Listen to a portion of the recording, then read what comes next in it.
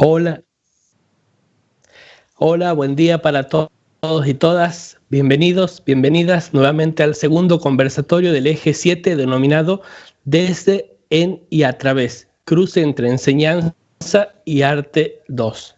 Mi nombre es Ezequiel Infante y junto con mi compañera Mariana Britos vamos a estar moderando este panel. Les comentamos que en el chat de YouTube pueden ir dejando preguntas, comentarios, aportes al debate que se genera entre los expositores y las expositoras. Mariana estará atenta a lo que puedan estar sucediendo allí. Estaremos también compartiendo links del sitio web de las jornadas donde van a poder encontrar materiales complementarios a las exposiciones que vayan escuchando en el panel en un muro colaborativo que es el Padlet. Le damos la bienvenida al señor Edgardo Donoso de la Universidad Nacional de Rosario, quien será el relator del Eje 7. Edgardo estará guiando el debate entre los expositores y expositoras. Paso a comentarles quiénes integran el panel. En primer lugar, van a estar exponiendo Claudia Ceruti y Virginia Manfredi del Conservatorio Superior de Música Felipe Boero de Villa María. En segundo lugar, Germán García Orozco, con interaccionismo y narrativas transmedias, caso Museo Rayo, del Instituto Departamental de Bellas Artes de Cali, Colombia. Malena Marcela, Espejos en el Tiempo, Memoria, Identidad y Escritura, Instituto Académico Pedagógico de Ciencias Humanas de la Universidad Nacional de Villa María. También va a estar Verónica Pellegrino y Eliana Brunori, Interculturalidad Mediada, Producciones Audiovisuales Argentinas para el Favorecimiento de las Competencias Comunicativas Interculturales, del Instituto Académico Pedagógico de Ciencias Humanas de la Universidad Nacional de Villa María. Sara Carpio también va a estar con Alejandra Hernández, con la temática Recuerdos, Niñez y Corazón, conceptos en torno al arte, y el libro de artista en el taller de arte impreso y gráfico en la cárcel de Brouwer, Facultad de Artes, Universidad Nacional de Córdoba. Y por último, Varinia Jofre y Adriana Miranda con prácticas fronterizas, puentes del Departamento de Artes Visuales de la Facultad de Arte de la Universidad Nacional de Córdoba. Bueno, la idea es que comiencen los expositores, pero antes nuestro relator Edgardo va a hacer una introducción. Adelante, Edgardo. Gracias, muy amable. Antes que nada quería, darles la bienvenida a todos y a todas, y también comentarles que en el día de hoy la presencia de Marcela Melana se va a suspender por un problema que ella ha tenido, pero se van a desarrollar igualmente las otras ponencias. Para la apertura, yo rescato otra vez el concepto que habían tomado del encuentro. Siguiendo con la lógica de ciertos textos académicos donde primero se despliegan los problemas fundamentales del tema que tratan, bucean en las definiciones y en los distintos alcances de su conocimiento articulándolo con otros saberes, y al final, si cabe, tratan de su posible enseñanza. Es que llegamos al final del encuentro.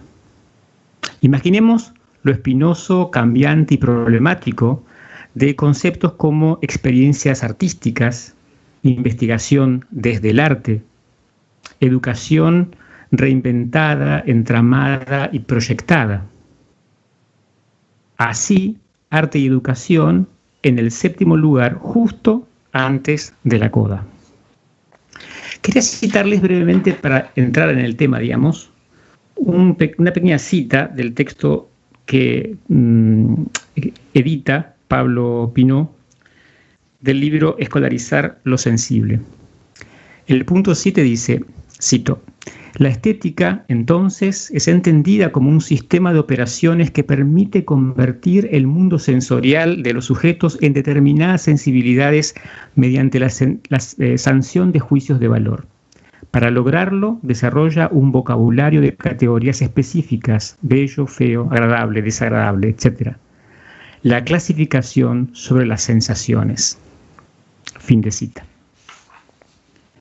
Si son difíciles los conceptos que tratamos hasta ahora, arte, investigación artística, imaginemos tener que explicarlos, tener que narrarlos o transitarlos junto a otros y reflexionar sobre todo ello. ¿Cómo lo vamos a hacer ahora? Cedemos entonces la palabra a los ponentes, comenzando por Claudia Ceruti y Virginia Manfredi.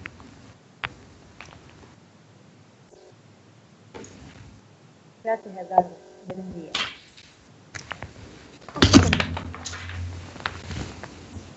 Tomando algunas palabras de Luis Camille, cuando él se refiere a que la educación en ciertos ámbitos es concebida como un entrenamiento, no realmente por educación.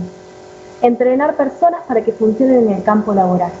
Consideramos, al igual que Luis, en este sentido, que entender de esta manera nos aleja de desarrollar el sujeto en todo su potencial creativo y brindar herramientas para ejercer como agente de cambio cultural y social.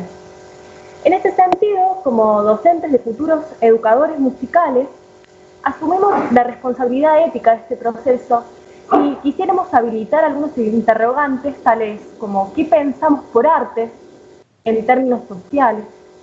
¿Qué entendemos por música y específicamente por hacer musical?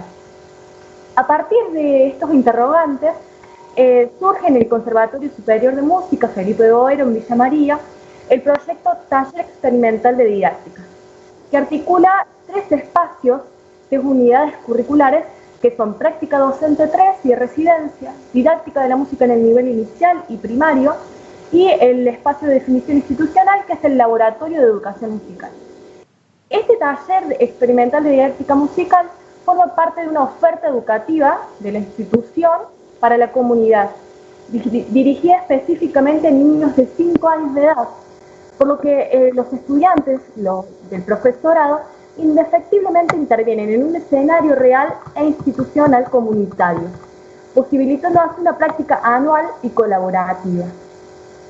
¿Cuál es el objetivo de este taller, de este TED? El objetivo prioritario es abordar la formación del docente de música desde la conjunción de 2 aspectos fundamentales, el musical y el pedagógico, posibilitando a los estudiantes una visión, manipulación concreta y aplicación integrada de los saberes implicados en el diseño y producción de propuestas creativas para la enseñanza y el aprendizaje en música, en pos del desarrollo de habilidades específicamente musicales en niños de 5 años de edad, que es a quien está dirigido finalmente el taller. Cuando hablamos de habilidades, ¿a qué nos referimos? A los diferentes modos de conocimiento en música, a saber cantar, tocar, escuchar, componer, improvisar.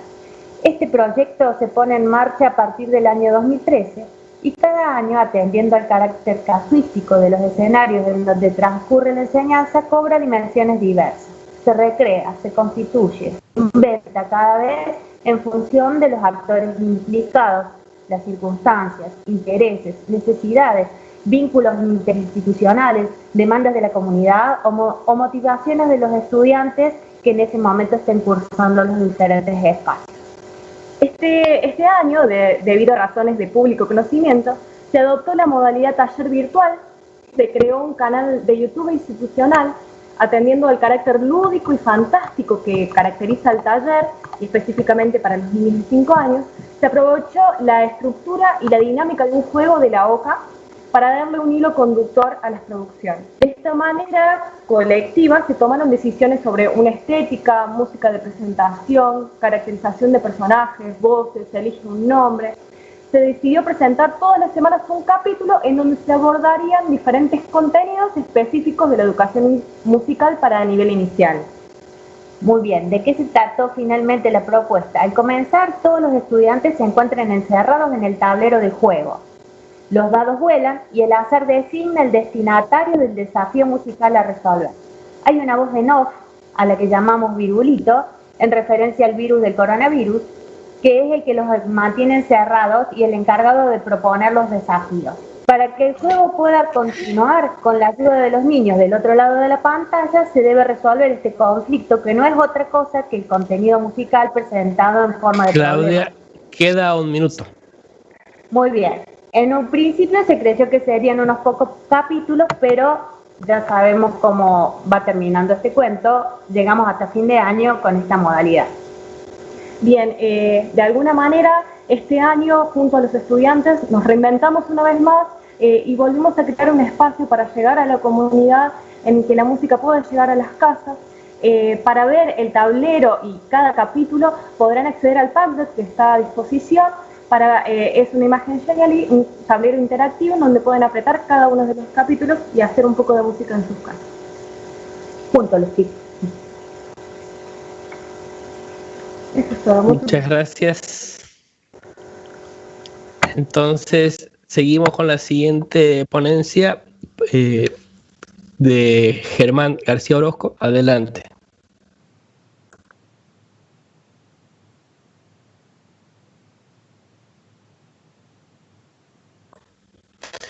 Germán, ¿estás por ahí? Bien, sí, adelante nomás. Estoy tratando de activar.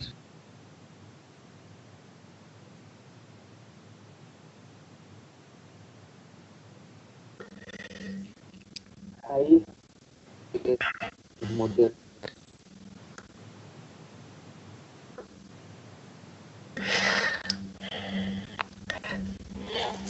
Bueno, Germán, en todo caso podemos seguir con la próxima ponencia y retomamos en la que sigue.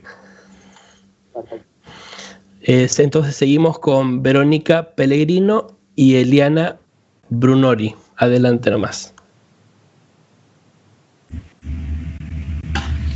Hola, buen día, ¿me escuchan ahí? Sí, muy bien, te escuchamos.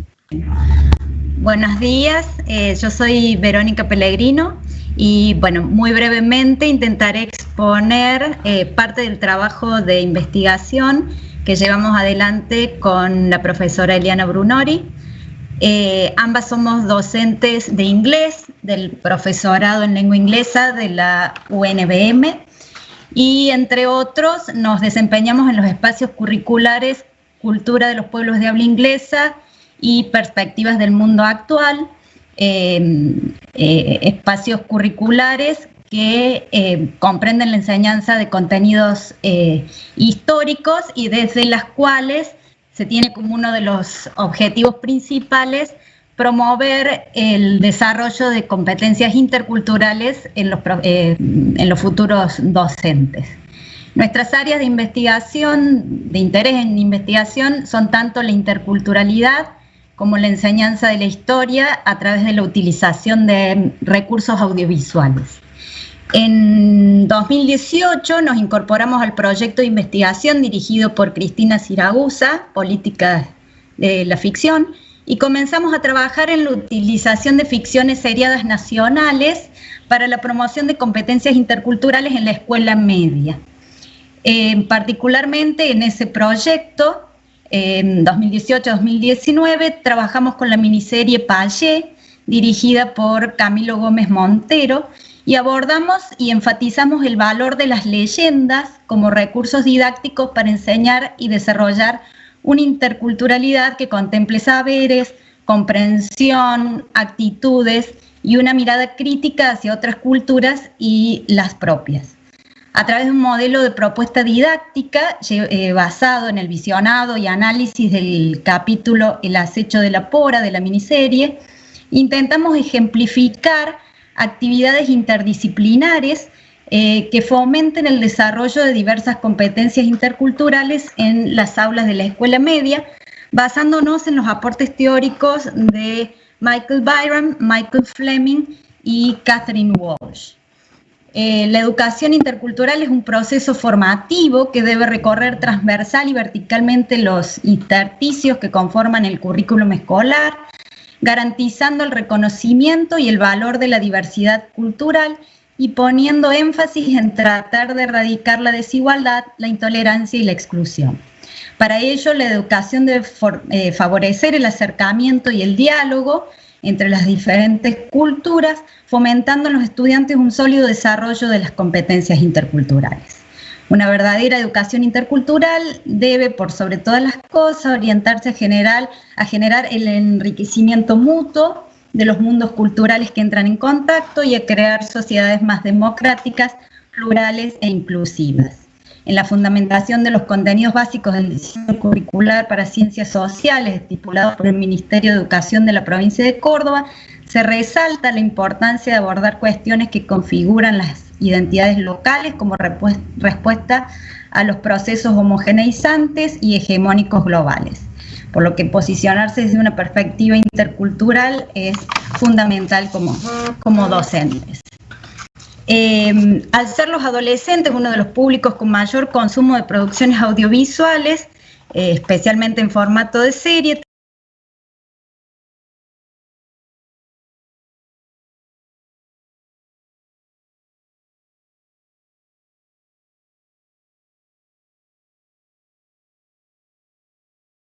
debe ser muy cuidadoso. La temática debe ser relevante y el material apropiado para la edad y el contexto. En la actualidad estamos trabajando con la ficción Las cartas de Evans, escrita y dirigida por Nahuel Ferreira, que narra ciertos eventos de la colonización de Chubut por parte de los galeses a fin del siglo XIX. Perdón, Verónica, queda un minuto. Ajá, sí.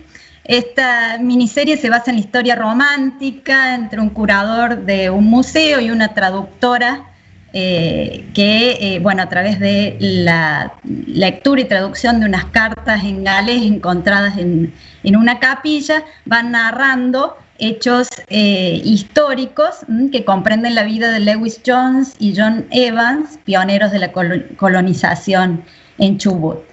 Además del componente romántico que hace interesante al público adolescente, esta miniserie es muy conveniente para trabajar contenidos históricos, el desarrollo poblacional en la Patagonia, la conquista del desierto, y desde un enfoque intercultural la serie ofrece la posibilidad de analizar las relaciones entabladas entre los pueblos originarios y los colonos, como así también entre estos y los argentinos. Vale destacar que, debido a este contexto de pandemia, no hemos podido llevar a cabo la experiencia de poner en práctica este año las guías didácticas en la escuela y que ese es uno de los objetivos, si todo va bien, del año que viene. Muy bien, espero no haberme pasado. Muchas gracias, Verónica. Ahora sí, después de haber resuelto unos inconvenientes técnicos, vamos a seguir con el expositor Germán García Orozco del Instituto Departamental de Bellas Artes, Cali, Colombia. Germán, ¿estás por ahí? Sí, pero volvió a bloquear. Sí, pero no sé. ¿Te escucha? Sí. Ah, ok, listo. Es que aquí todavía me sigue presentando como... Ahí se fue, parece de vuelta.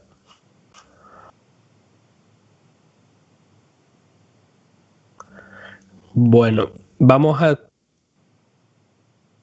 continuamos con la próxima ponencia y vemos si podemos solucionar y retomamos luego con Germán. Seguimos con la ponencia de Sara Carpio y Alejandra Hernández. Adelante.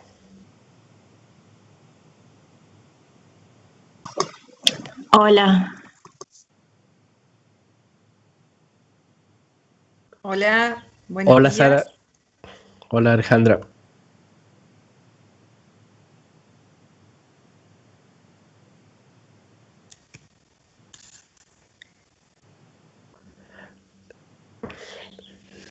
Sara, Alejandra, ¿están por ahí? Sí, aquí estoy. Sí, aquí estoy, chicos. Vamos a empezar. Nosotros estamos realizando una investigación que es una sublínea dentro de un proyecto de investigación más amplio, el cual se denomina Interrelación de Poéticas Fronterizas, Producción, Recepción y Enseñanza del Arte en espacios diversos con tecnologías del presente. La directora de este proyecto es la doctora Variña Jofre y la codirectora es la magíster Adriana Miranda. Nosotros en este trabajo proponemos un avance de investigación. Nuestra línea de investigación tiene que ver con la indagación de los procesos de transmisión, circulación, apropiación y recepción y producción del lenguaje plástico y visual en el formato libro. Configuramos un grupo en donde participamos con Alejandra Hernández de la Universidad Nacional de Córdoba y Marta Aguiar de la Universidad Complutense de Madrid, de España. Este proyecto está atravesado también por una práctica que tiene que ver con proyectos de carácter extensionista.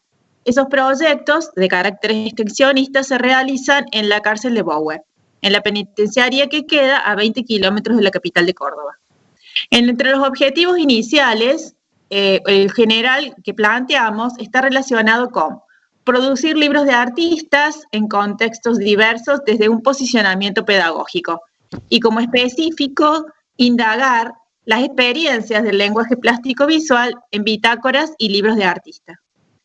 Bueno, ahora le dejo a mi compañera. Gracias, Sara. El criterio metodológico refiere al concepto clave de laboratorio. Este concepto va a conjugar diferentes prácticas y tanto acciones llevadas a cabo en este taller que hemos mencionado. Aquí se van a dar duplas o binomios como enseñar a aprender, producir, explorar, indagar, enseñar, experimentar y reflexionar. Desde este criterio metodológico, nuestro enfoque está puesto en lo cualitativo hermenéutico, ¿sí? Y heurístico experimental. Trabajamos desde la investigación-acción con las herramientas del método etnográfico, donde la observación con participación, registro, notas de campo y encuestas son nuestras herramientas. Hay conceptos nodales de nuestro proceso investigativo. A manera de síntesis las vamos a exponer. Esos conceptos nodales tienen que ver con la noción de cultura, con la noción de arte y con la noción de estética. Cuando hablamos de cultura, nosotros entendemos que estamos alejadas de las visiones que se ciñen a la vida intelectual y a las artes como un mero anexo o una esfera interesante, sino que considera a la cultura como parte de una trama donde se producen disputas cruciales sobre desigualdades, legitimidades y posibilidades de transformación.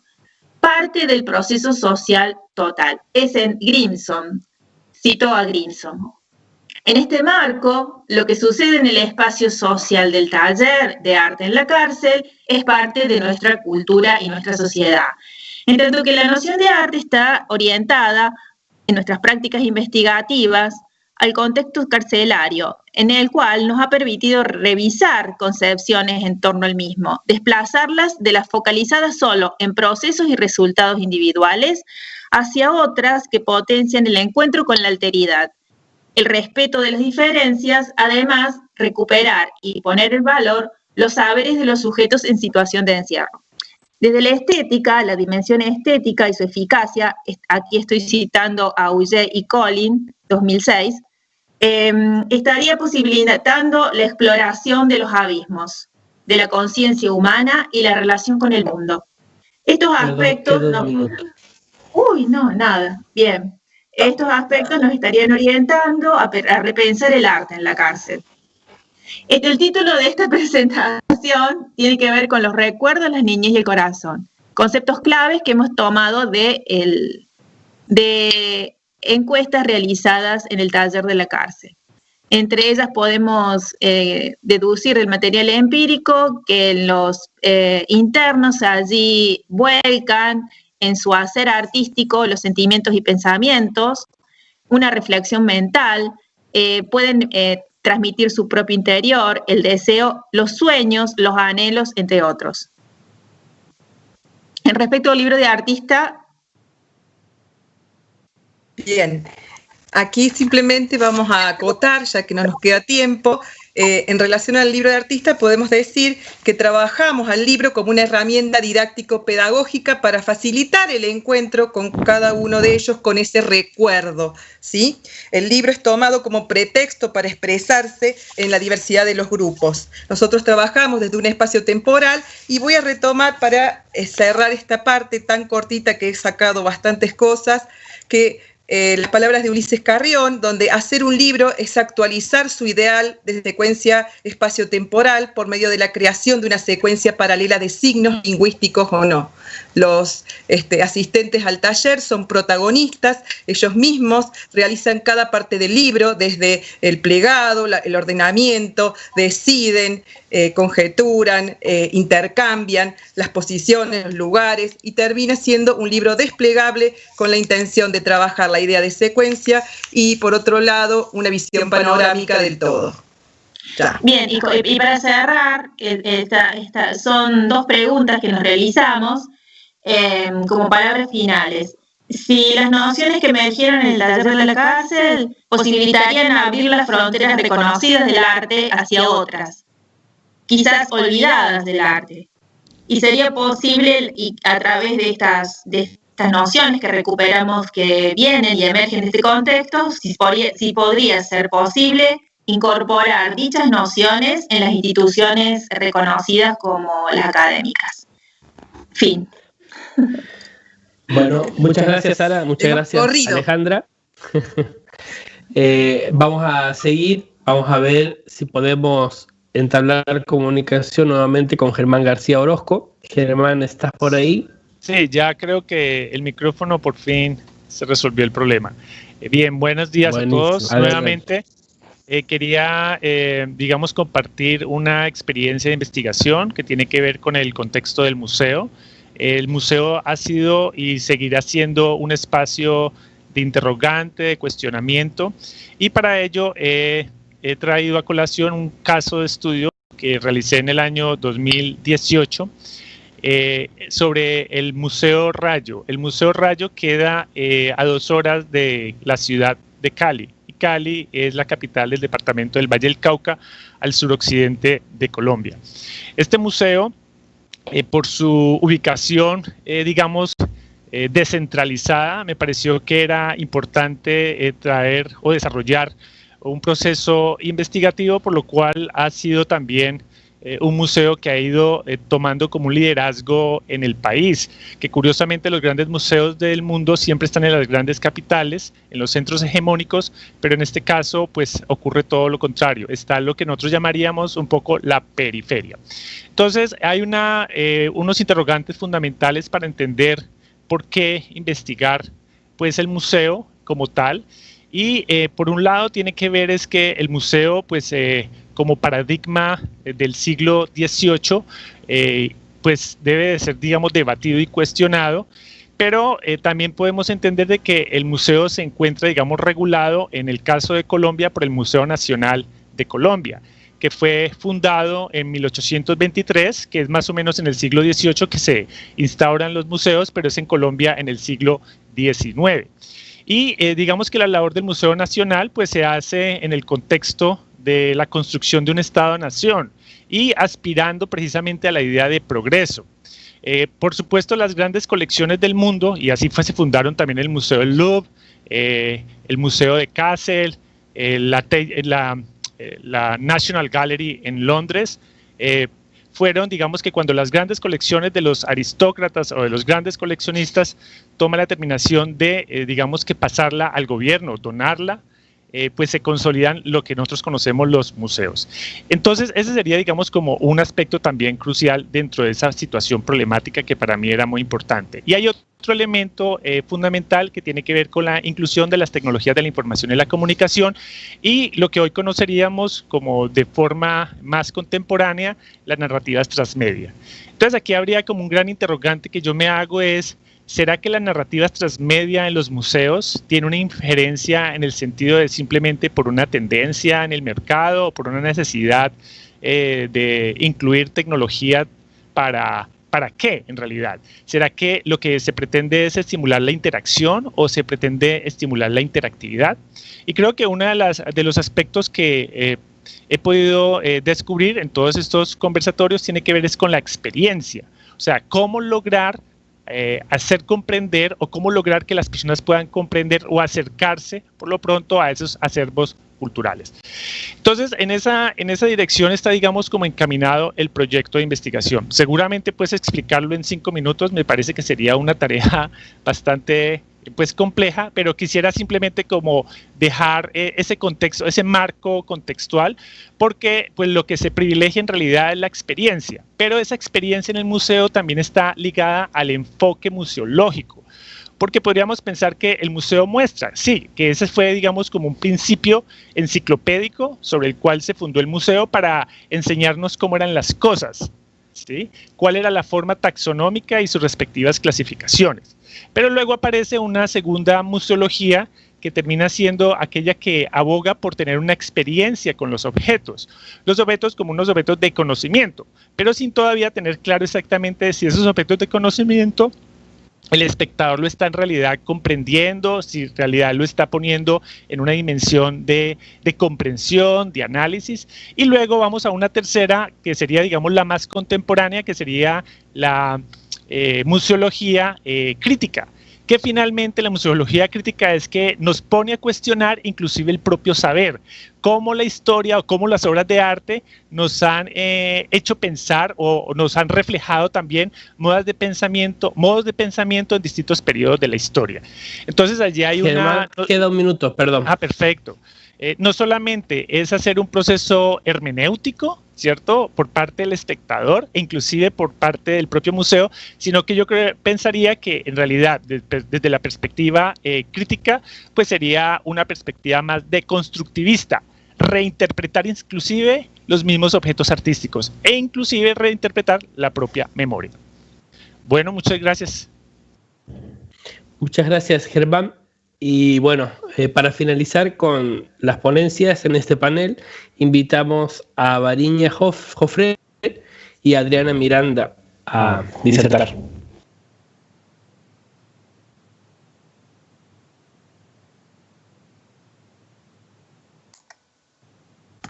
Adriana. Bueno, sí, aquí presente.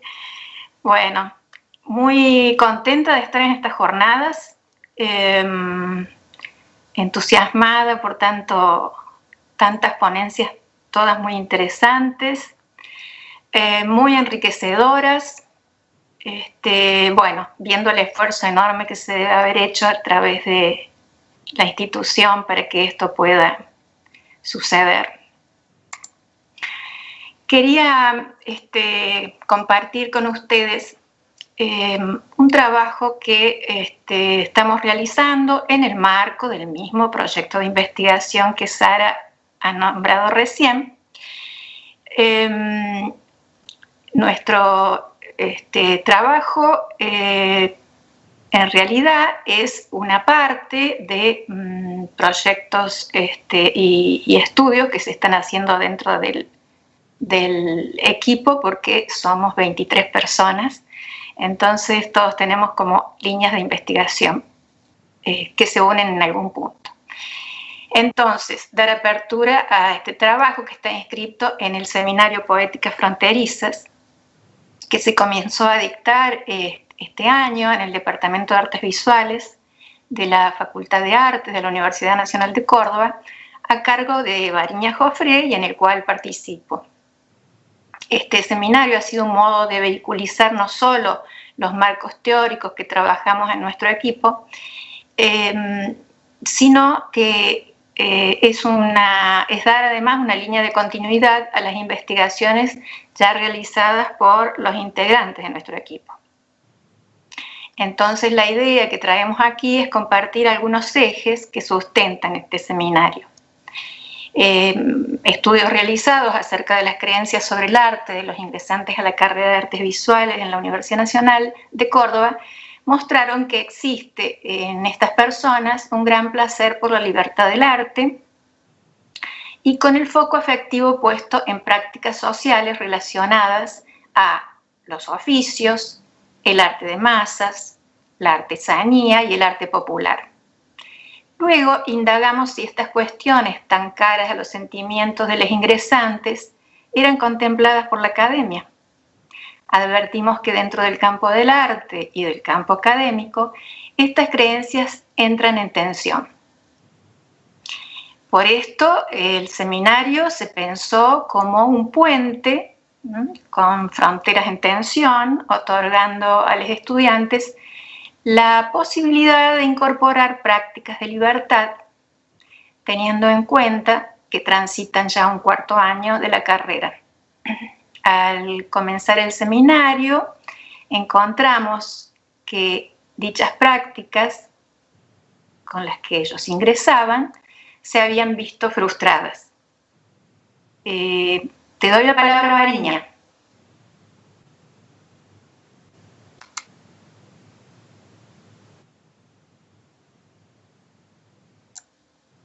El micrófono, Variña.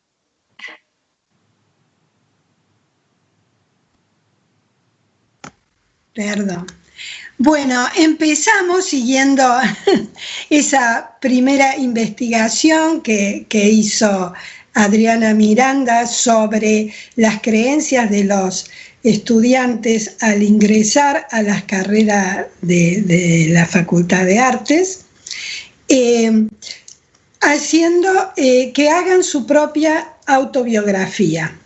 La autobiografía es un método que, bueno, en las ciencias sociales se ha empezado a usar. Nosotros lo vemos a través de David Le Breton, que lo incorpora no a la autobiografía, pero sí él considera que la influencia de la historia personal del investigador en el conocimiento que produce su investigación es muy importante, que hay una gran influencia. Él dice que para conocer el mundo, el investigador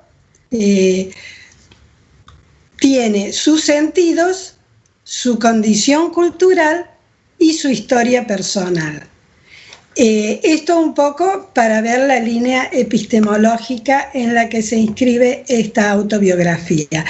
Esto, por supuesto, en el arte, la biografía del artista siempre ha sido considerada, pero para estudiar modelos paradigmáticos de genios, ¿no? Averiguar cómo vivió para entender su obra. Aquí a ellos les facilita averiguar, rescatar, perdón, digamos. Queda un minuto. ¿Sí? Bueno, rescatar su cultura juvenil, que no está reconocida en el campo del arte. Para ello es necesario cuestionar los valores del campo del arte, que son los del canon occidental, más allá que nosotros no tenemos ninguna obligación de pertenecer a él. Es más, nosotros hemos estado en la teoría protestando contra esta condición del campo del arte local, pero en la práctica se siguen sosteniendo los mismos modelos, las mismas disposiciones, digamos, modos de sentir, de percibir y de pensar, ¿no?, del canon occidental. Bueno, ahí estaría. Bueno, muchas gracias. Sí. ¿Algo más, Variña? No, bueno, entonces quería decir que el artista, el aprendiz de artista, de investigador y de docente, según nuestra mirada, es un actor inserto en una trama social y cultural que su historia personal ha particularizado. Nuestra propuesta fue rescatar las historias personales, lo cual propició un mayor conocimiento de sí mismos y de sus compañeros, y aprender también de su comunidad, ¿no? Y bueno, y sus realizaciones han sido muy interesantes a partir de estas propuestas. Bueno, muchas gracias Variña, muchas gracias Adriana. Se va a dar ahora el inicio, el cierre de este panel a cargo de Edgardo Donoso, para luego dar lugar a las preguntas, comentarios para el debate. Recuerden que nuestra compañera Mariana Britos está recogiendo preguntas y comentarios en el chat de YouTube. Así que adelante, Edgardo.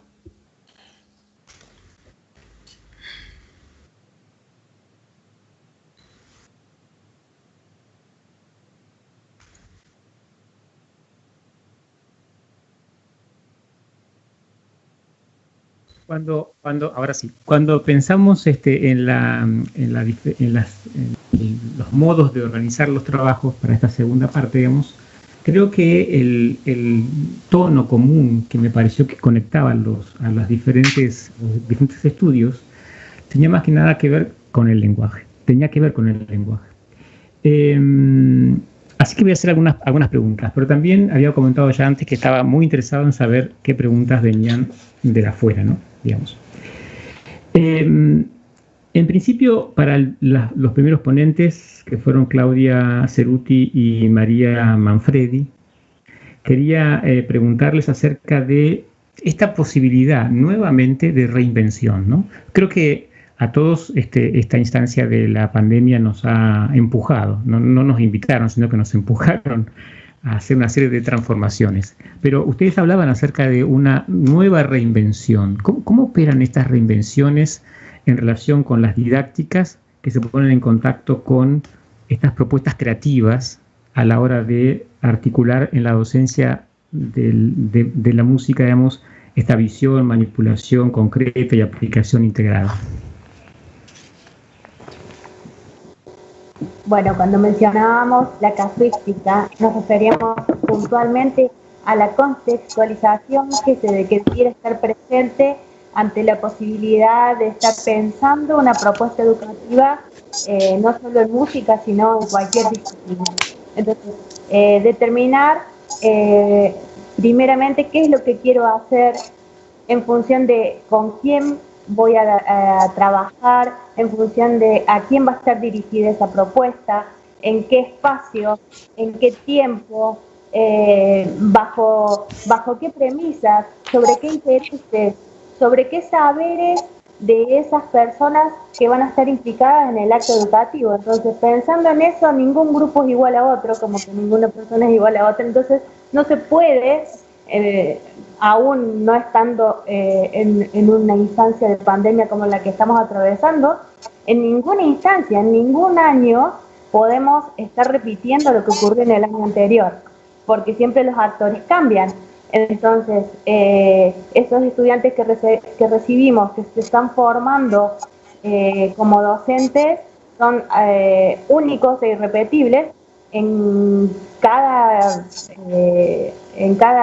año lectivo. Y a su vez, los niñitos que vienen a esta oferta educativa que se propone desde el conservatorio también, o sea que no hay cómo no reinventarse, no hay cómo esas cuestiones que se ponen en juego no cobren una dimensión diferente cada vez, y menos trabajando con niños y de manera colaborativa entre los estudiantes. Entonces es un conocernos y es un hacer y crear en función de las potencialidades que tenemos ahí. ¿Sí? Hablamos de estudiantes, hablamos de nosotras como docentes que guiamos el proceso y también de los niñitos que vienen. Entonces es generar y crear en cada situación. Muy bien. No sé si responde la pregunta. Sí, totalmente. Uno también pregunta por curioso, por querer saber. La tendencia generalmente es a la repetición y estancarse, ¿no? A veces los docentes cometemos el error de no reflexionar y estancarnos, y entonces empiezan a surgir sobre todo olvidos en esa repetición, digamos, como primera forma del olvido. Siguiendo con el orden que teníamos inicialmente, quería preguntarle a Germán de Colombia. Bienvenido. Germán, ¿qué lugar tienen las narrativas transmedia en el museo entendido como un dispositivo? Bien, las narrativas transmedia ha sido un fenómeno relativamente reciente en el sentido de que los museos lo han ido asimilando, incorporando paulatinamente. Digamos que una razón para comprenderlo tiene que ver también cómo se justifica esas narrativas en el enfoque museológico. Y por eso había indicado como al principio como 3 grandes momentos de la museología, y seguramente uno de ellos tiene que ver es cómo hay que cuestionar de una manera sistemática al propio museo y cuestionar inclusive las propias obras. O sea, las obras son objeto de pensamiento, y como objeto de pensamiento, claro, aspiraría también a entender que es también no solamente un objeto de lo estético, también es un objeto de la contemplación, pero también es un objeto de preguntas, es un objeto que nos hace pensar y nos hace también sentir. Y en ese sentido, las narrativas transmedia, algunos museos lo pueden estar utilizando, por ejemplo, de manera meramente instrumental, simplemente estando, digamos, como un poco en la tendencia de la lógica de las narrativas transmedia. Y hay otros que finalmente logran incorporar esas lógicas, ¿cierto?, de las narrativas transmedia como un dispositivo que está dado no solamente por el tipo de tecnología que quiere implementar, si lo quisiéramos definir en términos dispositivo como lo tecnológico, pero también dispositivo como la forma o la estrategia pedagógica que utiliza para aproximarse al público y cómo finalmente esas estrategias sirven para que el público se aproxime también a las obras, cómo también las narrativas transmedia es un dispositivo de mostrar, de exhibir, de hacer más claro inclusive la relación y ese puente que se da entre el objeto artístico y el espectador. Seguramente quisiera contar, digamos, un poco, si lograra ilustrar en un pequeño ejemplo. A veces uno puede pensar de que, por muy familiarizado que usted esté con el arte, a veces hay obras de arte que le generan no un puente, sino que por el contrario le generan un vacío. Y ese vacío a veces se vuelve como una especie de conflicto o una no comunicación con la respectiva obra. Y hoy en día hay muchas estrategias para que finalmente aquellos que son más expertos, aquellos que son menos expertos, a los neófitos, entonces hay que buscar que el museo pueda articular distintas posibilidades para que las personas cuando ingresen al museo puedan finalmente sentir que han tenido una experiencia interesante, aportante, significativa, y si lo quisiéramos llamar desde el punto de vista cognitivo, si lo quisiéramos llamar desde el punto de vista estético, si lo quisiéramos plantear desde el punto de vista meramente de una experiencia, de una forma de comprender la vida o comprender inclusive el arte como algo que termina siendo significativo para la vida de cualquier ser humano. Entonces, las narrativas transmedia es un dispositivo que, si se utiliza de una manera estratégica y consciente, permite que finalmente el sentido del museo pueda ser mucho más participativo, ser mucho más, que no solamente el museo imponga unas decisiones, sino que el espectador también pueda participar, pueda expresar, pueda producir.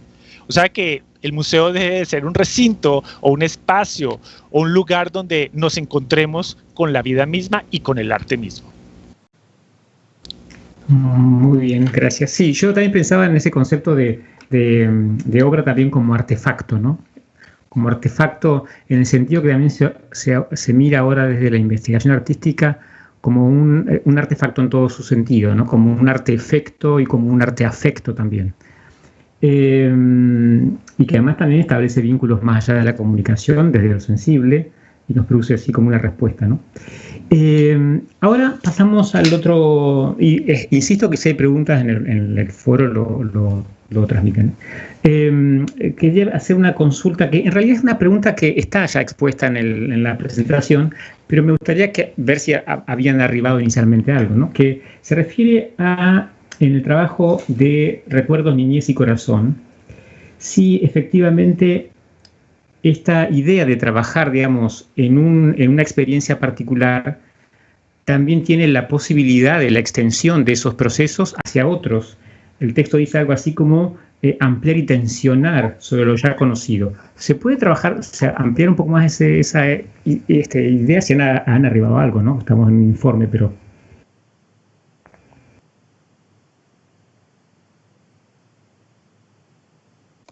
Sí, me parece que Sara ha salido. Ahí está. No, acá estoy. Sí, hola Edgardo.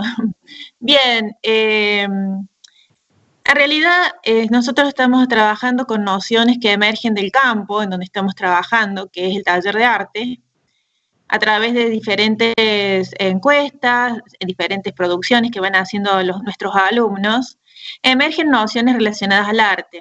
Dentro de esas nociones aparecen esto con lo cual nosotros hemos titulado nuestro trabajo. Estas nociones son referidas al arte en este contexto y nosotros nos preguntamos, en realidad, si estas nociones que nos unen a ellos en percepciones relacionadas al arte, que quizás con las cuales nosotros, que ya hemos pasado por nuestro trayecto de formación académica, han quedado como en el olvido o han sido cooptadas o han sido corridas por otras nociones de las cuales nosotros nos hemos apropiado. Estoy hablando como una cuestión que estas nociones podrían entrar en tensión con estas otras nociones que se desarrollan en todo el transcurso de nuestra formación académica. Entonces, y otra de las preguntas es si realmente estas nociones, viniendo de este contexto tan específico, tan extremo, son legítimas, en realidad sí son legítimas, pero ¿qué pasa cuando estas nociones se intentan desplegar en otros ámbitos como el académico? ¿Qué pasaría con esto, no? Si este bagaje cultural legítimo y que nosotros les ponemos valor, entra en tensión, y creo que sí entra, con lo que nosotros enseñamos y aprendemos en la academia. Esta sería la tensión que nosotros estamos proponiendo en este trabajo. Que en realidad es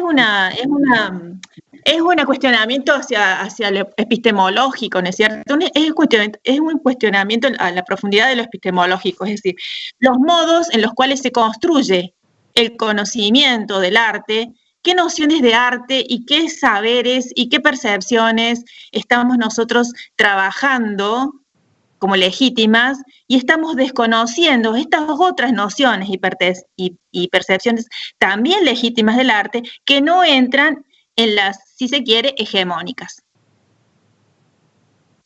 Muy bien. Y ahora articulando también con el otro grupo de investigación, Poéticas Fronterizas, Puentes, hubo en la exposición algo que me dejó así como pensando y que me pareció muy interesante, que tiene que ver con recuperar aspectos de su cultura de origen, propiciando conocer más de sí mismo. Eso me pareció muy interesante, porque a veces uno intenta enseñar, digamos, mostrando ciertas cuestiones a alguien que aparentemente no las conoce, pero no comienza con el reconocimiento de la propia identidad y del propio, digamos, caudal de datos, de información, de saberes, de esa información pragmática que cada estudiante trae.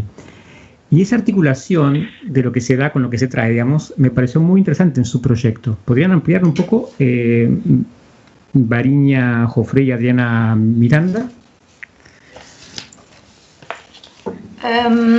Bueno, esto surge a partir de el estudio de las creencias sobre el arte de los ingresantes a la carrera, donde se hicieron autobiografías narrativas y entrevistas personales.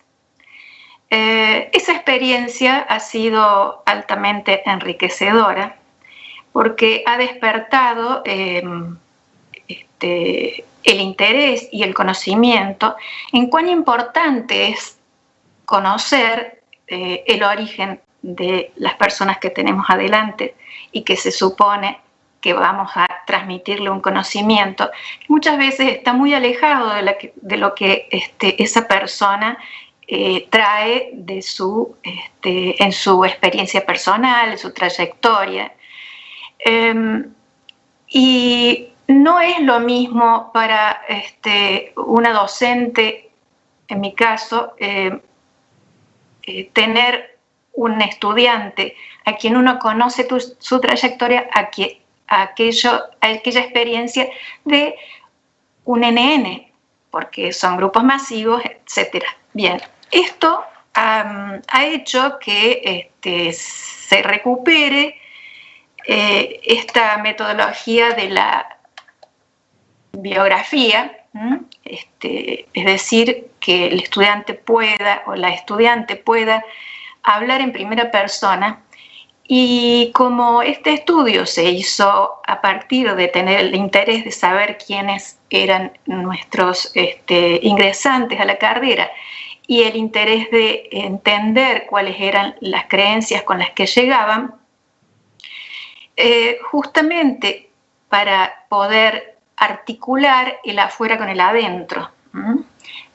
Muchas veces me han preguntado, ¿y para qué sería interesante conocer lo que traen de afuera si después en el adentro uno va a incorporar conocimientos que la misma academia forma, da por validados, etc.? Entonces, bueno, este seminario es un poco un intento para articular estos dos tiempos, ¿no? Entre el ingreso y la academia. Variña, ¿querés decir algo? Sí. Bueno, digamos que en nuestro equipo de investigación también nos estábamos planteando el tema de la libertad, ¿no? El tema de la identidad. Y bueno, llegamos a un punto en que, esto fue durante la investigación, en que, bueno, perfecto, cuestionamos el canon, consideramos que, como dice Donna Haraway, es una ilusión, que no tenemos por qué seguir llevando adelante, pero bueno, en un momento llegamos y nosotros, el sujeto, digamos, ¿qué pasa? Porque en definitiva tomamos epistemologías del sur, un montón de teorías que apoyaban nuestra visión en que rescatábamos la dimensión emancipadora del arte, pero bueno, cada uno también tiene que encontrarse a sí mismo, y en el caso del seminario, ¿de dónde pueden partir ellos? Y de sí mismos, si tienen su cultura infantil, juvenil. Incluso actualmente ellos están produciendo en sus casas, digamos, fuera de la academia. Muchos de ellos conservaron esa cultura, ¿no? Que visualmente, bueno, hemos estado viendo lo que se llama en el campo del arte, artesanía, arte de masas, arte popular. Se llama porque nosotros renegamos de esa marginación, ¿no? De esas fronteras que en realidad las crea el poder, un poder que es, bueno, ya sabemos, patriarcal, colonialista, ¿no? ¿Por qué nosotros tenemos que producir siguiendo pautas que dicta Europa o Estados Unidos, que sería como una Europa también en todas sus concepciones, si nosotros no tenemos las mismas vivencias o las vivimos de modo distinto? Porque a lo mejor en Europa el manga y el anime han sido muy populares, ¿no? Pero se vivenciaron de modo distinto. Y bueno, y han rescatado también muchas cosas de la cultura andina, porque también han estado durante toda su vida, su infancia y su adolescencia, porque la mayoría son muy jóvenes, nuestros estudiantes, También un interés bastante grande, ¿no?, sobre las culturas de los pueblos originarios, ¿no? Muy bien. Edgar, hay unas preguntas, perdón, te aviso ahí en el chat, después cuando cierre. Bueno, yo quería hacer una, aún estamos bien con el tiempo, ¿verdad? Sí. Quería hacer una pregunta con respecto a un concepto que en esta idea de la dimensión emancipadora del arte que antes comentaba, y también un poco pensando en lo que se había trabajado en el conversatorio 1, el concepto de literatura conectado con el concepto de inclusiva que comentaba Verónica Pellegrino. ¿Está por ahí? ¿Verónica?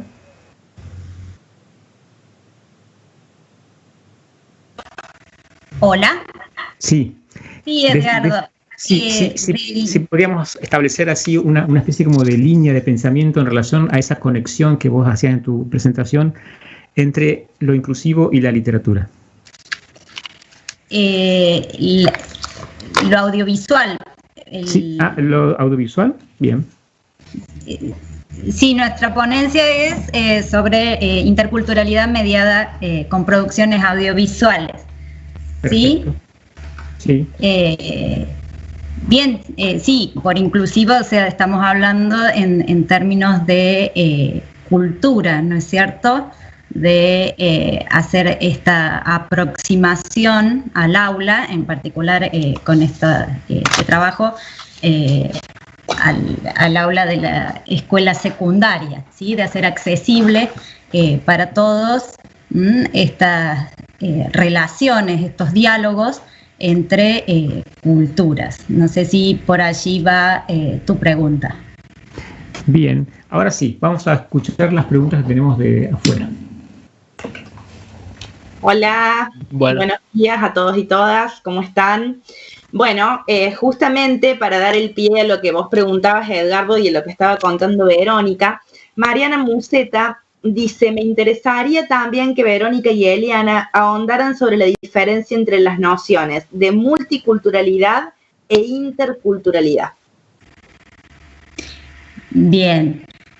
Bueno, cuando nos referimos a multiculturalidad, hacemos referencia a esta coexistencia, digamos, este conjunto de culturas múltiples, ¿sí?, que reconocemos, sin que necesariamente haya un diálogo, una interacción, ¿sí?, que es a lo que se refiere la interculturalidad, ¿sí?, esta relación. Bueno, dependiendo de nuestras competencias interculturales, es cómo vamos a entablar, ¿sí?, ese diálogo, más allá de la comprensión, más allá de el reconocimiento de bien, cómo nos vamos a posicionar frente a otras culturas. ¿Sí? Eli, no sé si ella quiere aportar algo, no está ahora. Bueno, Edgardo, ¿te parece que siga con otras preguntas? No sé si querés... Sí, claro. ¿Sí, no? Bien, bueno. Manuela Reyes, ¿podrían contarnos cómo se realiza en la práctica la respuesta musical de les niñes a las consignas del taller? Bueno, hay dos proyectos que pueden responder, me parece, ¿no? A esta pregunta.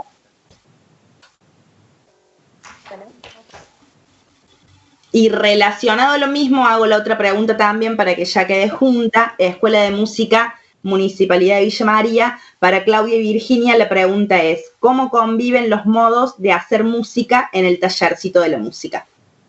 Bien, respecto a la primera pregunta, los episodios tienden a ser interactivos en cuanto a que permanentemente están exhortando a los niños y a las niñas a dar respuestas a las posibles soluciones para resolver los conflictos o problemáticas que se presentan, para poder continuar el juego o para que avance la tirada de dados. Sí o sí hay que resolver lo que el personaje de la voz en off da como, digamos, como desafío, para que el juego avance, si no permanentemente quedarán encerrados ahí. Los niñitos y niñitas que se inscribieron en el taller nos dejan sus datos acerca de, obviamente sus papás y sus mamás o su familia, nos han impartido direcciones de correo, grupos de WhatsApp, etcétera.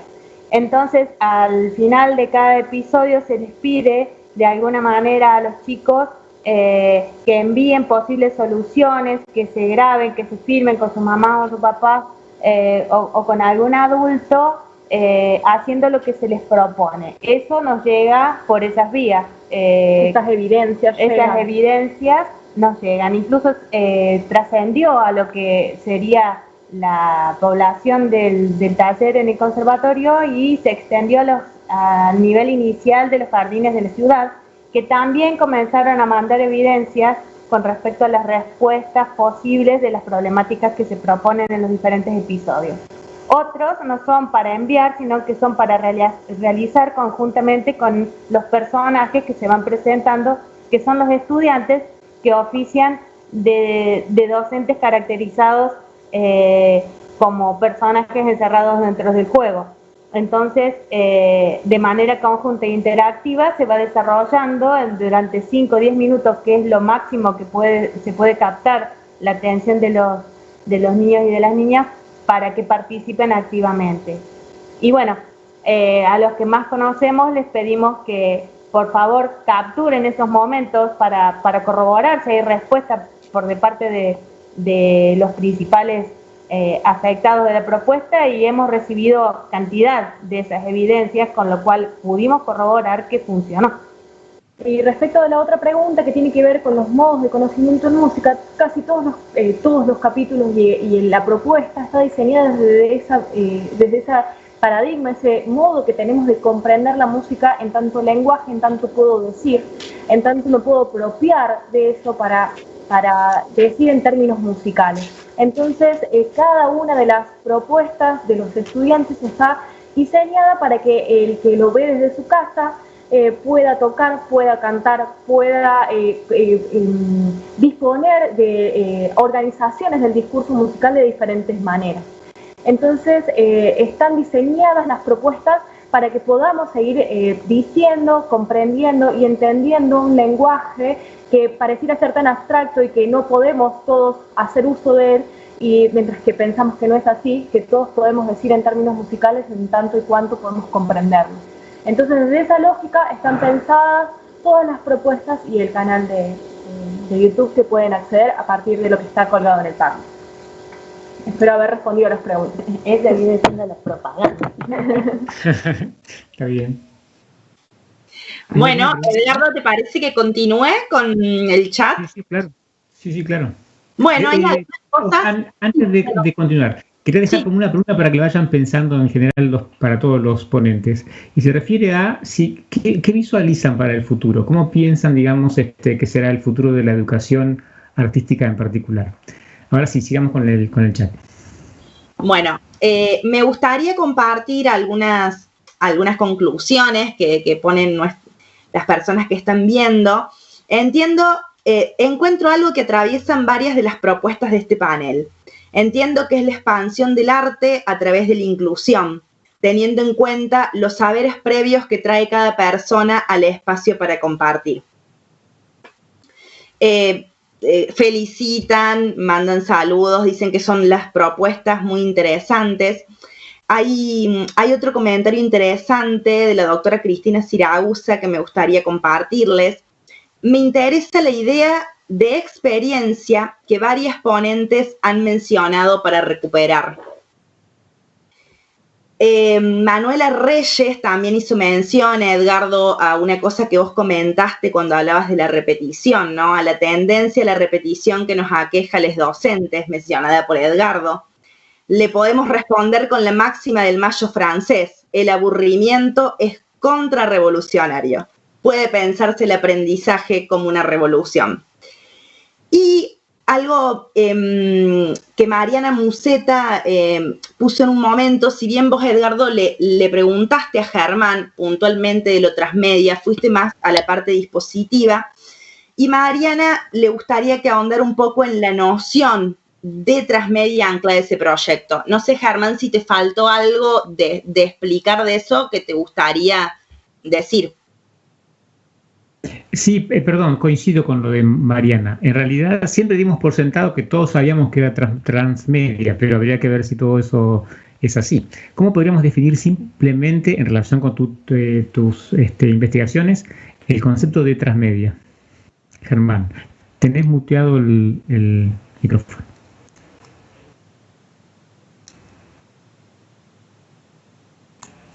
Ahora sí. ¿Ya? Ok. Sí. Indefectiblemente, claro, era dado por sentado qué es lo que significa transmedia. Sin embargo, podríamos primero pensar que las narrativas ha sido también, digamos, como un dispositivo que ha sido parte y presente en la vida de los seres humanos, porque hemos aprendido la idea de la humanidad a través de las narraciones, a través de los relatos. Y ese sería, digamos, un componente crucial en términos de hablar sobre la narrativa. Pero entonces, ahora bien, cuando tratamos de ligarlo a la idea de lo transmedial, o la transmedialidad, o a la transmedia como tal, pues tenemos que entender que existe la idea de en un ecosistema de medios que nos ha permitido finalmente poder expresar los distintos relatos de distintas maneras y a través de distintos medios. Entonces, ahora bien, la narrativa transmedia que plantea por lo pronto, pues en su primer momento Henry Jenkins, que lo hace, digamos que popular, pero que luego otros autores en distintos escenarios como Carlos Scolari, Sandro Moreno Sánchez, que por ejemplo habla específicamente del Museo Transmedia, y cuando dice o relaciona al Museo Transmedia, es que no solamente privilegia la idea del mundo de lo digital, sino que por el contrario considera que es también el lugar, el museo mismo, el espacio, la fisicidad. Es decir, cuando vamos a un museo, pues encontramos que a veces en el museo hay una rampa, y la rampa implica es que hay el acceso para las personas que tienen dificultades para la movilidad. Y en sí mismo ya empieza a construirse una narrativa transmedia porque utiliza una cantidad de elementos, de aspectos de la infraestructura del museo para hacer que esa experiencia se inicie desde el mismo instante en que uno va ingresando al lugar. Entonces empezamos a ver los textos de sala, podemos descubrir las vitrinas, podemos encontrar una cantidad de información, inclusive la persona, el guía, que puede estar en el contexto del museo, puede ser inclusive un elemento de narrativa transmedia. Entonces, por lo tanto, no podríamos considerar que solamente es lo tecnológico, que digamos como en principio se desarrolla esta noción, pero lo transmedial en el museo también implica todos los mecanismos, todos los dispositivos que son necesarios para que le permita al espectador, o sea, que existan unos puentes para que el espectador se conecte con la respectiva obra. Y entonces, claro, efectivamente, ese sería un principio, pero también existe la idea del transmedia cuando finalmente más allá del museo in situ, el museo físico, existen las tecnologías que posibilitan el no poder asistir personalmente, poder tener inclusive una plataforma web, utilizar inclusive el Facebook, o utilizar el FaceTime, o utilizar todos los mecanismos posibles para que el museo sea asequible a los distintos públicos. Entonces, en ese sentido, digamos que para redondear sobre lo que estoy señalando, pues en realidad lo que busca es permitirle al consumidor cultural escalar en conocimiento, investigación, experiencia, diversión, entre otras posibilidades. Hay lugares, por ejemplo, hay un museo muy interesante en Singapur que se llama el Museo de Arte y Ciencia, y es un museo totalmente digital. Y lo interesante del museo es que es para tener experiencia, no solamente para los niños, en realidad es la familia. Y las familias usualmente invierten 3 horas, 4 horas, porque en realidad es un lugar para divertirse, no es un lugar para aburrirse. y entonces uno descubre que el paradigma, hay unos museos que logran desarrollar el museo como un espacio en realidad de vivencias, y que en realidad mientras juega, se divierte, pero también al mismo tiempo aprende. Entonces necesitamos finalmente en el fondo que la transmedia pues podamos ir escalando. Seguramente muchos museos, por lo pronto en Colombia, tienen todavía unas limitantes muy fuertes, y digamos que parte de un diagnóstico que hace el Museo Nacional de Colombia acerca de el estado y las condiciones de los museos a nivel nacional, pues han valorado que, por ejemplo, tienen que incursionar en las narrativas transmedia, tienen que mejorar inclusive su museología, tienen que mejorar inclusive la forma de aproximarse a sus públicos. Entonces, en ese sentido, pues la transmedia lo que hace es que permite y puede hacer que en realidad el museo tenga otro sentido en el momento de hoy. Gracias. Me hizo acordar también lo que comentabas a un título de un libro llamado El museo, del museo como del museo como templo al museo como laboratorio. Es interesante ver todo ese tipo de propuestas que generan también diferentes perfiles para los usuarios. ¿Hay alguna pregunta más entonces? ¿Podríamos ya ir cerrando? Sí, Edgardo, con el chat ya estamos. Sí, sería interesante si querés ir haciendo una conclusión sobre todo lo que has escuchado.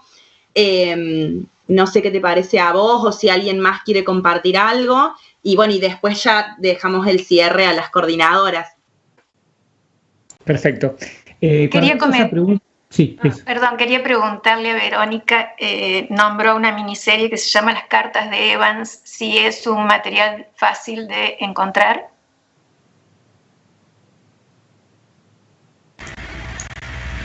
Hola, Virginia es... Adriana. Adriana. Sí, Adriana, está disponible en la plataforma Contar. Es una miniserie de 8 capítulos de 25 minutos y sí, está disponible para todos, al igual que Paye. Yo sí, un minutito, me gustaría recuperar la noción de interculturalidad. Perdón, estoy en casa sola con mi niño de 2 años. Así que no pude escuchar bien lo que Vero comentó al respecto, pero sí quería recuperar la noción de interculturalidad crítica que propone Catherine Walsh, en la cual nosotras nos basamos para ampliar, ¿no?, la noción de interculturalidad que proponen Byram y Fleming. Y esto es lo que nos resulta interesante en particular, esta cuestión, ¿no?, en el justamente, en los vínculos entre culturas, poder reflexionar sobre esos discursos y prácticas coloniales y neocoloniales que todavía siguen atravesando los vínculos, ¿no? Cómo lo hegemónico sigue limitando otras voces. Y bueno, esa noción nos parece sumamente interesante, que recorra transversalmente todas las propuestas de actividades didácticas que hemos diseñado, que estamos diseñando para poder reflexionar con los estudiantes en la escuela media. No me quiero extender más. Muy bien. ¿Alguien quiere hacer entonces, para finalizar, algún comentario respecto de esta posibilidad de pensar como hacia dónde vamos? Una expresión breve, ¿no? Pero ¿tenemos alguna idea respecto de qué nos depara el futuro? ¿Ven que conceptos como transformación, conceptos como revolución, conceptos como cambio sustancial han acompañado, digamos, estos diferentes conversatorios, ¿no? Parecía como que efectivamente hay en el sustrato de todos los aportes, las experiencias y los trabajos una idea de generar conciencia, de despertar, ¿no?, de investigar por uno mismo para, de investigar lo obvio incluso para poder acceder a la extrañeza, que no nos devuelve siempre a la total familiaridad, siempre nos deja una perspectiva de otra, ¿no?, digamos. Sí, yo quería compartir un poco lo que pienso del futuro, ¿no? Por un lado, esta liberación, porque ¿de qué tiene que liberarse el artista? De estos condicionamientos que se ha estado hablando, ¿no? En distintos participantes, encontrar, porque la escuela un poco saca al sujeto, a cada uno de los estudiantes, le saca lo particular, ¿no? Y eso es lo que tendríamos que rescatar, encontrar la multiculturalidad a partir de la cultura de cada uno, ¿no? Y bueno, y recuperar el alma, diría, tomando a Adolfo Colombres, que habla, bueno, de un pensamiento y de una filosofía privada del alma, que es la que está reinando en gran medida en este racionalismo instrumental que ha cooptado todo, y en esta enajenación, ¿no?, que tenemos al asumir como valor lo que viene de afuera, que viene de culturas centrales, digamos. Muy bien. A los moderadores, ya deberíamos ir cerrando, ¿verdad? Por el horario. Bueno, nos pasamos. Sí, Edgardo, tenés 5 o 6 minutos más, si alguien más quiere decir algo, y por supuesto para tu cierre, y después 5 minutos más cerramos nosotros, ¿sí? Perfecto. ¿Alguien más quiere hacer un último aporte antes de que yo haga una pequeña lectura de 3 renglones? Bueno, cierro yo entonces. Ante el silencio que otorga. Para ir cerrando. Sabemos que de la multiplicidad sensible llegamos al concepto de la mano de la memoria. Un recorrido a veces casi automático, un andar que podemos transitar en múltiples sentidos. A su vez, de la reminiscencia de un término volvemos a diferenciar múltiples experiencias conmovedoras. La educación, antes de mostrarnos la supremacía de alguno de los extremos, no solo nos propone repensar esa articulación, haciéndola explotar por momentos en inesperados torbellinos transformadores, sino que además nos invita a disfrutar sensiblemente de su existencial recorrido. Gracias, ahora sí, a la coda. Bueno, muchas gracias, Edgardo, qué hermosas palabras. Gracias a todos y a todas. Les pedimos que por favor no se vayan, ni las personas que nos están viendo desde allá, ni las que estamos compartiendo acá, porque 2 de las coordinadoras de estas maravillosas jornadas de arte nos van a hablar. Así que Mariana Museta, Cristina Gallo, las dejo a ustedes. Gracias, Mari Tocaya. ¿Se me escucha bien? Se te escucha perfectamente, Mariana. Perfecto. Está habilitada. Está habilitada. Bien, perfecto. En algún momento ya va a aparecer la imagen seguramente. Me emociona haber llegado hasta el final de estas 4ª jornadas de investigación en artes, ver algunos números que emocionan realmente, 100 personas en vivo, en las salas, más de 40 horas de vivo, todo eso en 2 días y medio, nos parece una maratón imposible. Pero como bien dice la cita de Pablo Picasso que pusimos en el programa, todo lo que puedes imaginar es real.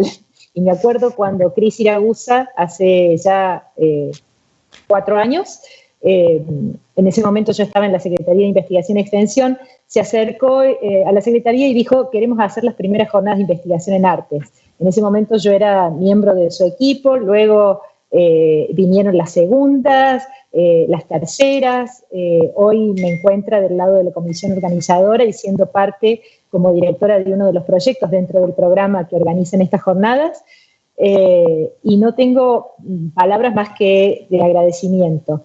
Gracias infinitas a mis colegas amigas, compañeras, Cris Iragusa, Cris Gallo, Manu Reyes. Me reconozco en ellas, como digo en la biodata del sitio de las jornadas, como naturalmente entusiasta en el abordaje colectivo de causas académicas otras, y también en eso que trabajo, vida y pasión a menudo se vuelven la misma cosa. Realmente lo siento así. Queremos también agradecer a un montón de gente que hizo esto posible. Cris Gallo ahí tiene una listita para no olvidarse de nadie y reconocer realmente todo el trabajo que ha hecho mucha gente para que esto sea posible.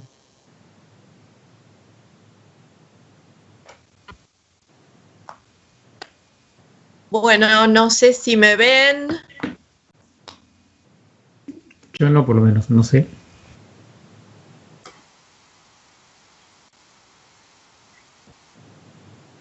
Eso sí. Bueno, escucha, Cris.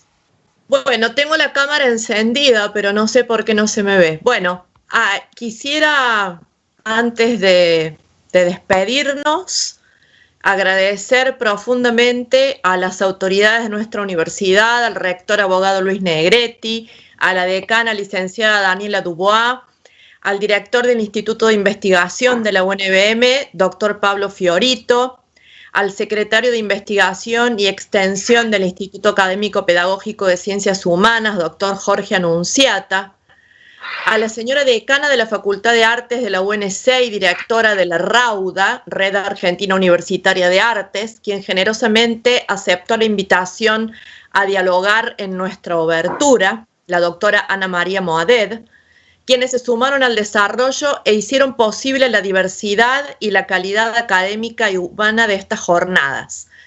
A todos y a todas los y las ponentes, autores, autoras, los y las relatores, relatoras, quienes forman parte de nuestra comunidad universitaria y a quienes fueron parte desde distintos rincones de la Argentina, Chile, Brasil y Colombia. Al equipo de moderadores, graduados, la mayoría de ellos ya docentes de la casa, Mariana Britos Musa, Anita Ceballos, Eric Musart, Florencia Frete, José Santillán, Andrés Belfanti, Maximiliano Lema y Chico Ezequiel Infante. Al equipo no docente, Mariana Fraguglia, Carlos Blanch, Lali Laura Quintás, Rodrigo Álvarez con el equipo de comunicación del Instituto Académico Pedagógico de Ciencias Humanas, a Guadalupe Avalle como asistente en las redes y comunicación digital de las jornadas, a Silvina Gribaudo y Steffi Zuccotti en la edición de las actas de las terceras jornadas, a los miembros estudiantes de nuestros equipos que desinteresadamente contribuyeron con este proyecto, como Mariano Clavijo, por ejemplo, con la producción del Padlet que recoge material audiovisual relacionado con los trabajos, disponible ya en el sitio de las jornadas, y a Claudio Bocio, para quien invito a postear un aluvión de aplausos en el chat de YouTube por su humildad, su compromiso, su calidad profesional y humana. Sin él, las jornadas simplemente no hubieran sido posibles. Mariana. Sí, gracias, Manu, realmente emociona esto. Y esto de no vernos las caras por un problema técnico con las cámaras hace que pongamos a volar nuestra imaginación y agudicemos otros sentidos que por ahí los tenemos más dormidos. Pensé en cerrar con este poema muy cortito que habla de milagros, de Walt Whitman, un poeta que admiro, y que tiene que ver con estos milagros de todos los días que pueden concretarse cuando hay gente que realmente le pone garra y que no especula más que con seguir un objetivo común, que es lo que vemos realizado y concreto hoy. Se llama entonces el poema Milagros. Vamos, ¿quién hace escándalos por un milagro? Yo por mi parte no conozco más que milagros. Ya sé que camine por las calles de Manhattan o levante los ojos más allá de los tejados y mire el cielo o ande descalzo por la playa a la orilla del mar, o me pare debajo de los árboles en el bosque, o converse en el día con una persona querida, o me siente a la mesa con otro, o mire a los desconocidos que van frente a mí en el tranvía, o bien observe a las abejas volar alrededor de su colmena un mediodía de verano, o a los animales que pasen en el campo, o la maravilla de la puesta de sol, o las estrellas tan silenciosas y tan brillantes, o la fina, exquisita, delgada curva de la luna nueva en la primavera. Esas cosas y todas las otras, todas y cada una para mí son milagros, todo relacionado en un solo conjunto y cada cosa, sin embargo, distinta y en su lugar. Para mí cada hora del día y de la noche es un milagro. Cada pulgada cúbica de espacio es un milagro. Cada vara cuadrada de superficie hasta que hierve de milagros para mí, el mar es un incesante milagro. Los peces que nadan en él, las rocas, el movimiento de las olas, los barcos y los hombres que viajan en ellos. ¿Es que hay acaso más extraños milagros? Gracias a todos por este hermoso milagro. Colo, si te parece, cerramos proyectando el videíto institucional que resume lo que han significado estos 3 intensos días. Muchas gracias.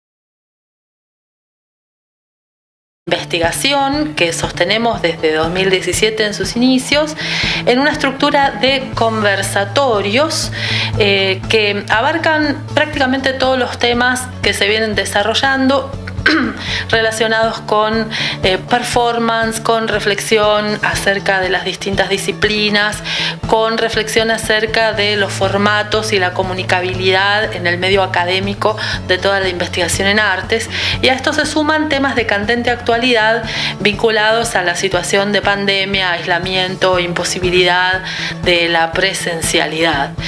Tenemos, además de los conversatorios, espacios específicos para las propuestas relacionadas con interdisciplina, para la presentación del programa PIE y para la presentación de las las actas en formato ebook de las terceras jornadas de investigación en artes UNBM que tuvieron lugar en 2019. Acerca de cómo gestionar el arte en el marco de la apertura de las jornadas, comentaron sus saberes la decana del Instituto de Ciencias Humanas, Daniela Dubois, y la decana de la Facultad de Artes de la Universidad Nacional de Córdoba, Ana Moaed. Gestionar es siempre reinventar, porque siempre la gestión implica nuevas situaciones, nuevas condiciones, ¿no? Entonces siempre reinventar es siempre entramar, porque la gestión implica sí o sí un grado de coordinación indispensable. Es siempre proyectar, porque la gestión siempre necesita un proyecto, una propuesta, es decir hacia dónde vamos. Es siempre también diagnosticar, es decir, traer memoria, saber de dónde venimos, ¿sí? Y es realizar. Y gestionar en crisis, ¿no? Nosotros veníamos justamente desde el año pasado parándonos en un diagnóstico primero, ver cuál era la situación de nuestro instituto, particularmente en relación a la investigación, a la extensión, haciendo reuniones con los investigadores, y de repente, bueno, teníamos algunos objetivos planteados para este año y la pandemia, lejos de paralizarnos, lo que hizo fue, bueno, impulsarnos a poder profundizar esas primeras líneas en las que nosotros veníamos llevando a cabo.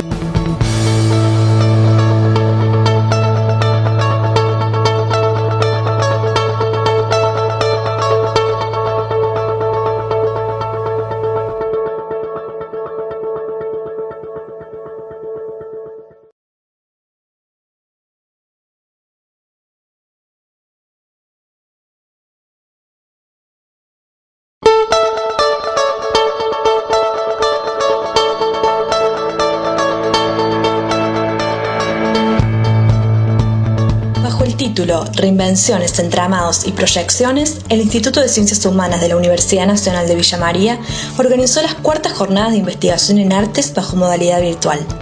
Los ejes temáticos planteados fueron analizados y debatidos también a partir del contexto de pandemia mundial y la situación de las artes en este sentido. Este año las jornadas continúan los ejes de debate e investigación que sostenemos desde 2017 en sus inicios en una estructura de conversatorios que abarcan prácticamente todos los temas que se vienen desarrollando relacionados con performance, con reflexión acerca de las distintas disciplinas, con reflexión acerca de los formatos y la comunicabilidad en el medio académico de toda la investigación en artes.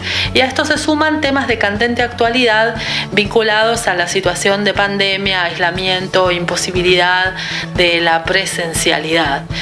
Tenemos, además de los conversatorios, espacios específicos para las propuestas relacionadas con interdisciplina, para la presentación del programa PIE y para la presentación de las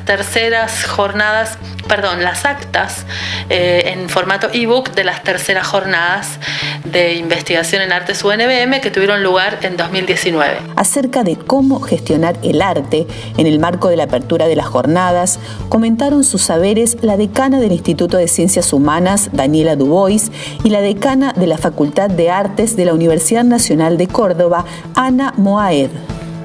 Gestionar es siempre reinventar, porque siempre la gestión implica nuevas situaciones, nuevas condiciones, ¿no? Entonces siempre reinventar es siempre entramar, porque la gestión implica sí o sí un grado de coordinación indispensable.